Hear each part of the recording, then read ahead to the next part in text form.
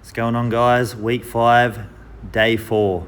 So morning session, and I just kicked it off today by jumping on this wall mounted little thing. These are pretty good, and I really like this one at Lumber Moons because it's at a nice height for me, for some weapons at least. But just doing a little straight body shot. I occasionally rip straight body shots, especially in a fight. I've actually ripped them out and they just turn the tables completely when you hit them with a good one. So good little thing to put in your game. But yeah, straight on pads of Ole today, and just some critiques from Lumber Moon, picking up the elbow.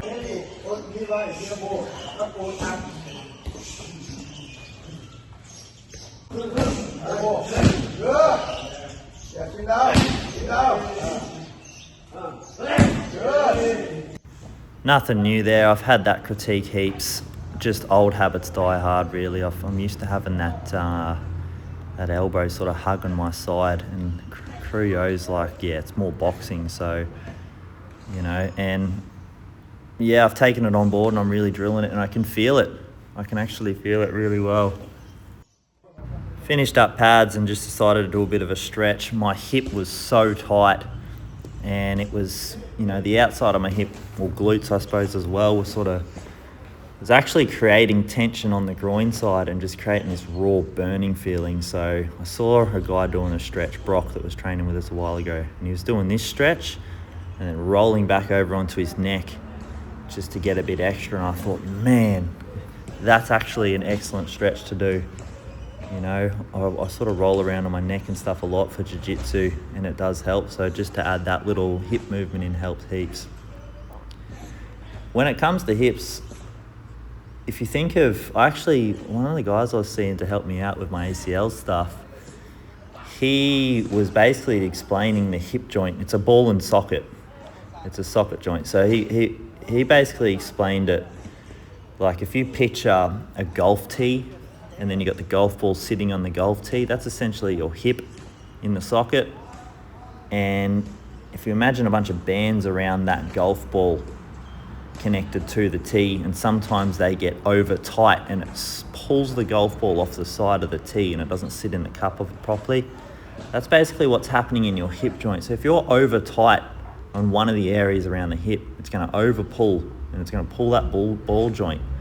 So sometimes if you're tight in the groin, it's actually can be your other side doing it, or, you know, vice versa. And so stretching out your hips is a big thing.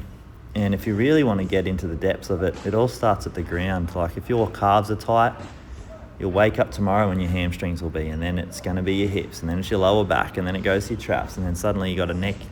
If your neck feels sore and you got a headache, and you won't even know that it started in your bloody calves. So yeah, always stay on top of it, guys. They're good in Thailand. If you sit down and have a stretch, they're not like riding your ass like they are in Australia. Like, go, go, go. Like, just stupid idiots, honestly. Like, they're good. They know that people get tight, especially us Westerners. We're guns blazing, so. But here we are just doing some conditioning stuff. I don't normally do these some days just because of my bloody ankle, but Hudson was just doing 30, and he hadn't been on at Lumber Moons long yet, so I thought I'll do it with him. But Ole just coming along and just telling him a bit of the intensity. You can see he's struggling to get his leg up. This is Hudson's maybe second or third or fourth day or something. And guys, I can't stress enough, your hips do get tight from the run, so that's him struggling through it there. Here's me doing my kicks. Look at the instability in my ankle. I'm really having a lot of trouble with it, that right ankle there. It's just ragdolling around. I'm trying to be on the toe, but it's been rough. But anyway, it's just that gout crap. Just got to get back to the MSM powder as soon as I can. Hudson's right side here, way better, way better. I was watching him with Cruyo doing some pad work, and he was doing like double kicks and stuff, and his balance was really improving in just a few days. So that's excellent to see. And then here doing my right side. Coming onto the ankle a little bit better there. This ankle's a bit stronger. It wasn't affected by the ACL as much, but yeah, this is just trying to get my right leg to swing all the way back from the hip behind me.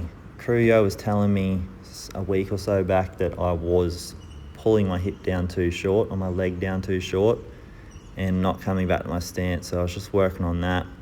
All right, guys, it is Thursday, about to do the afternoon session. Got a massage before, which was really good. Yeah, I've been a bit lazy with recording vlogs outside of training, but anyway, so we're here, about to go to the afternoon session, as I just said. Thought I'd just share my little concoction. This is what I've narrowed down my, I guess, little supplement list that I've been doing. This is what gets me through. So here we are. This is everything. I've got my electrolytes here to go into my water. I've got a Barocca to go in my water. And I put table salt in my water because I cramp like crazy. I've got Nurofen for swelling, and then I even go ahead and put some Voltaren cream on my ankle. And yeah, plus obviously the hydration comes with it. So that's what gets me through, guys. So see you at training. Do what you can.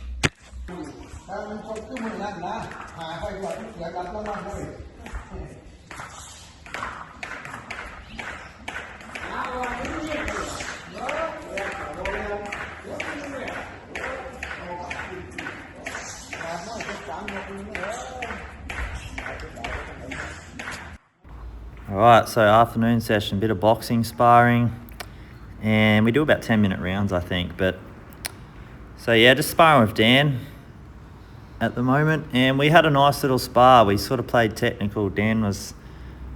He's definitely starting to get that lightness about him when it comes to, just movement in general, actually. So we were having a bit of a tap around and just working on some basic stuff here.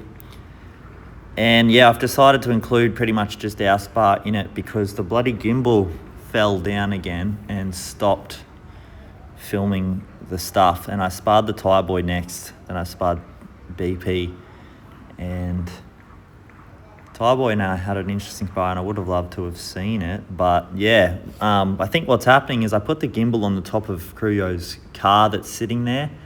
And because the car's roof isn't totally level, it just doesn't register it properly, and it spazzes out and then just drops the camera down and it captures absolutely nothing. It's done it to me so many times now, but I'm pretty sure that's what it is. So I've just got to find a spot that's level, and it's, problem solved pretty much. But yeah, just a bit of a spar. It's good.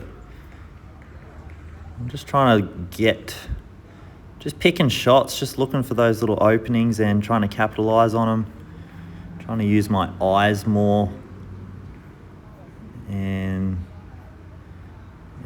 it's going well. I feel like there's some things that I'm doing that I'm proud of, some little weaves and stuff, and getting out of the way and then retaliating, and even throwing some overhands and stuff sometimes, which I do not do. So it's good. It's been good. Coming up, actually, I get a nice uppercut whilst Dan's punching, if you see. Out here, I think, and pop, just like that. So that's one thing I'm trying to work on, is finding them angles, inside of their punch as well. And that's obviously going to lead to some whopping elbows in a fight. Also, if I can look really hard and see what they're doing, and I see them throwing and just gunning down the middle and just smashing something, I'll get them before they even hit me. And take some guts. You got to use your eyes, but yeah, definitely trying to drill that mentality, work it in, and it's starting to work. It's good. And then obviously off of that, I'll start to follow up and do some things. Also, good little spar going on there with BP and the Thai boy. They are both southpaw. BP's southpaw, and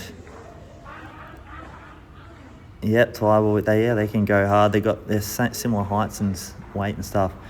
BP actually just fought. So this is before his fight, this video. Obviously, I'm recording my voice after his fight, but he won by knockout.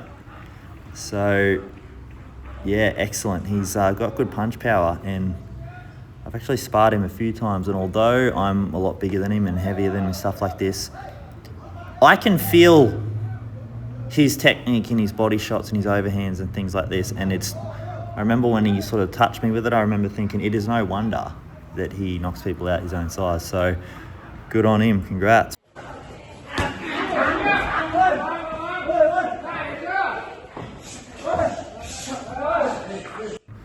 I think boxing sparring's fairly necessary in your game, honestly. Just light and tappy. Obviously not boxing, but revolving around the Thai stance and guard and whatnot.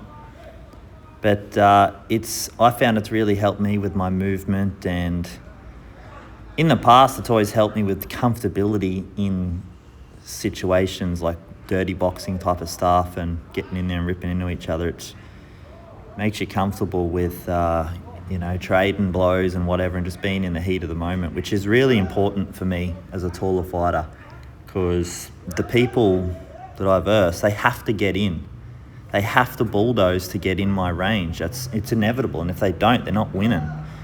So, I spend a lot of time boxing and doing clinching things and stuff like that because, admittedly, I might be a certain amount of reasonable out long, but they're going to come in at a point or another. So when they're in, I make sure that I'm just as good in, close range, close quarters also. And funny enough, I actually love going to war, so there's really no upside for them. I like to think anyway, but yeah, just still tapping away. Yeah, there it is. That's the end of the round. So yeah, Thai boy now, and southpaw, obviously a lot smaller, different weights. Just working on some nice little combos for a southpaw and some little angle cutting off to the outside foot and the top of the hand before Cruyo tells me to hit him hard.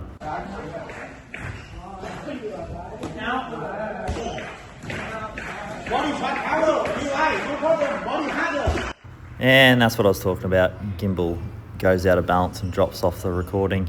Super annoying. Decided to get the Thai boys clinching instead just to make up for the lost time, but didn't get too much else, unfortunately. Little Thai boy in the black shorts there, he's an absolute beast. He just won his fight. All three little Thai boys fought, not including the one I was just sparring. And yeah, he's just got good technique, good mentality. He wants to get in there and hit him. He wants to do damage. I'd love to see how he develops as a fighter. The taller one, bit of a different energy. They're only young, they're all got to find their energy, they're all got to find their spirit and stuff in the ring.